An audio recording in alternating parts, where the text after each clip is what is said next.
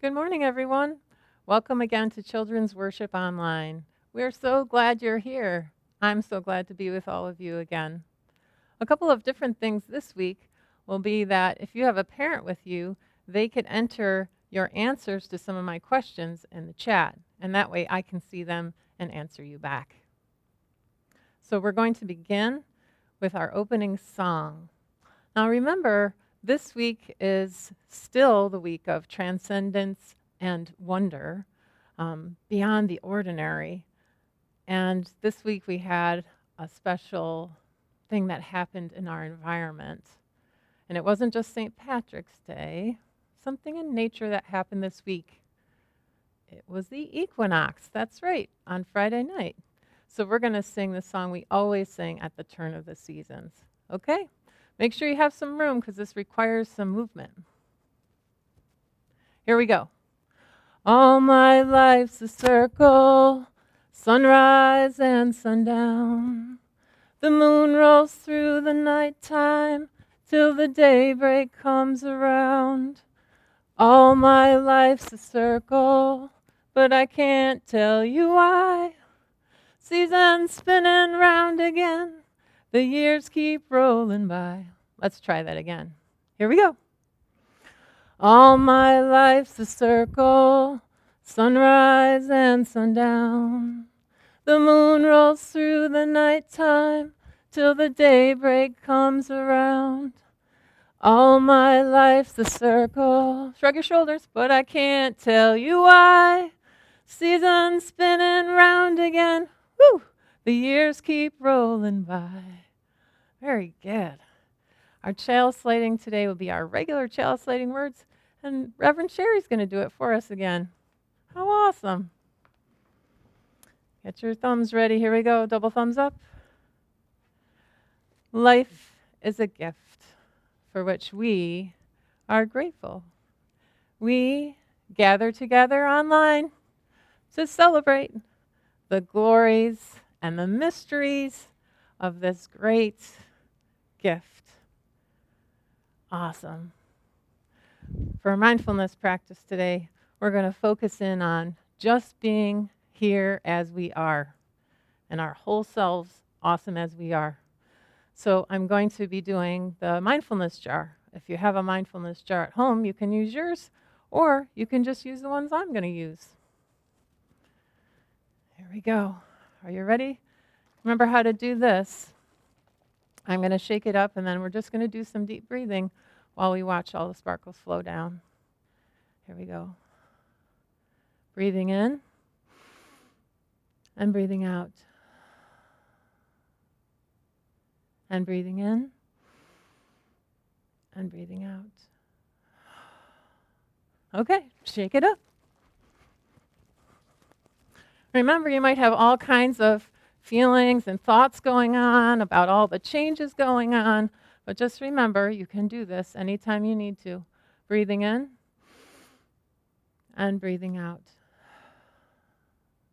And breathing in and breathing out.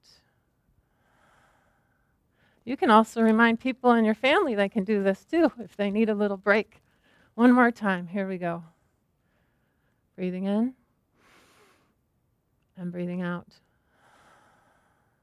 That was a good one. Breathing in and breathing out.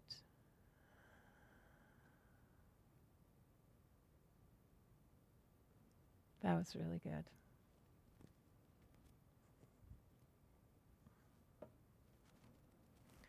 I have a question for you. Why do you think that this cup of orange juice would be beyond the ordinary and be transcendent or kind of like super amazing? I'm going to ask Reverend Sherry and Tommy what they think about this. What do you think? Sherry? Oh, well, I didn't make it myself. I think it's amazing that I can have a glass of orange juice without having a tree or picking an orange or squeezing it. That's amazing. That's right. We can have orange juice even if we didn't have to squeeze the orange, have an orange tree, or make it ourselves. Absolutely true. How about you, Tommy? Well, oranges don't grow in New York in March, so that we can have orange juice is pretty amazing. That's true. So we can have the gifts of nature near us that are actually not in our area, right? That's pretty amazing. But I wanted to share with you a story about long time ago why this would be amazing or extraordinary to my mother and her parents. So that would be my grandparents, why they would think that a cup of orange juice would be really amazing. Here's the story. When my mother was a young person, their house was actually quarantined. Just like today, a lot of our families are going into quarantine, right? Because my mom had a sickness. At that time, they didn't know what it was because they didn't have the science they have today, right? So her house was quarantined, and she was the one that was the person in the family that got some sickness from it. At that time, they didn't know what it was, and it actually was a disease called scarlet fever, which they know now how to cure. Anyway, so when my mom had a fever, when her fever broke, they were very nervous. My grandparents were very, very nervous, just like people are nervous now. They were nervous and they were taking care of all the things they needed to take care of and keeping her well. And guess what? The fever broke and she asked for a cup of orange juice. And at that time, they were very relieved that, you know what, we made through it and everybody's well, and they got all the way through that with, my grandpa taking care of things and my grandma taking care of the whole family. And so to me, a cup of orange juice is pretty amazing because it means that I'm here and my grandparents were very much there for their kids. Yeah. Okay. Our story today comes from Taoism. It's a tale about a farmer, and you might remember this story, but it might have some extra meaning for you. Once there was a farmer, and he was so awesome at his job. He loved farming, and he had a son, but he also had a horse. Now, one day, his favorite horse ran off.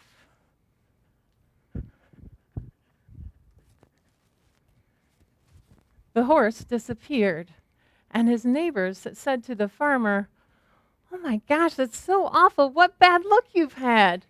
I can't believe that. How awful that your horse ran off." And the farmer said, Maybe. "Maybe."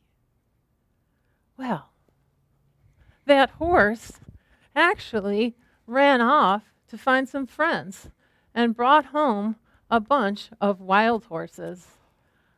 Huh! And the neighbor said, "How awesome! You've got now several different horses that you can choose from. That's pretty amazing." Maybe. What? Huh. Well, his son, the farmer's son, decided to get on one of the wild horses and try to ride it. And as he was riding it, the son fell off of the horse. "Oh no," the neighbor said. "How awful, your son now has a broken leg." Maybe. Oh, maybe.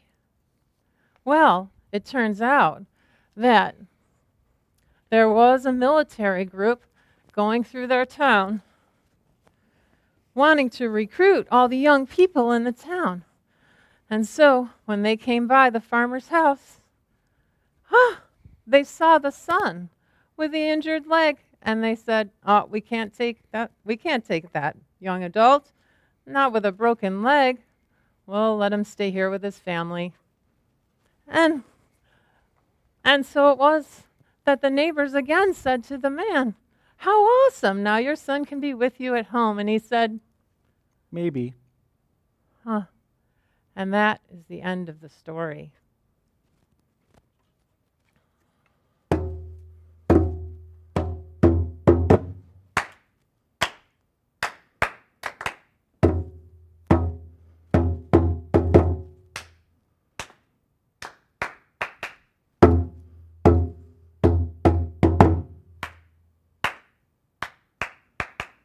Okay. What do you suppose that story has to teach or remind us about? Maybe you could talk with your parents or whoever you're with today and ask them to put it in the chat if you have access to that. Meanwhile, me and Sherry and Tommy will think about that for a minute.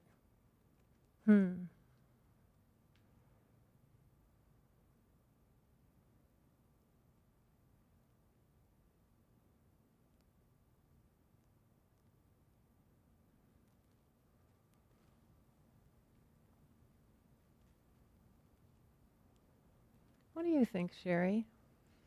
Well, I learned that even when you think something is good or bad, it's hard to say because life goes on and other things could happen. Yeah, so you don't really know, right? Other things can happen, things that could be good, things could be bad. So you just don't know. Yeah. What do you think, Tommy? I think that sometimes things that we think are good turn out to be bad in the long run, and sometimes things we think are bad turn out to be really good in the long run. That's right. So you kind of have to have the long view in terms of like how to think about something that happens in the present moment. Yeah. When I was thinking about this story, I was thinking about being able to be with whatever is there and be okay with whatever is there as it is. Like, I'm not going to say this is completely terrible and awful before I actually have an experience of what that is. Sometimes my fear about things in the future can get away from me like that.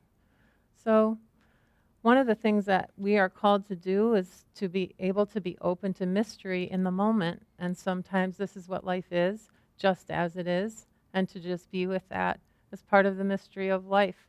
We don't always know about the ups and downs that might come or the things that might happen, but one of the things our faith calls us to do is to just have that holy curiosity and to be with that however our hearts allow us to be with it. So that's all for today. We're going to have a prayer, and Sherry is going to read for us something from the Bible that calls us to remember that all of life is full of all these things, and being with it means to just be embracing of the things that are true and important for us. So I'm going to invite you to act out this prayer as Sherry does. Read to us each of the lines, and you can act it out however you want. Okay. So this is Ecclesiastes. It's chapter 3. There is a time for everything, and a season for every activity under the heavens. A time to be born, and a time to die. A time to plant, and a time to uproot. A time to kill, and a time to heal. A time to tear down, and a time to build. A time to weep, and a time to laugh. A time to mourn, Oh, and a time to dance. A time to scatter stones, and a time to gather them. A time to embrace, and a time to refrain from embracing. A time to search, and a time to give up. A time to keep, and a time to throw away. A time to tear, and a time to mend. A time to be silent, and a time to speak. A time to love, and a time to hate. A time for war, and a time for peace.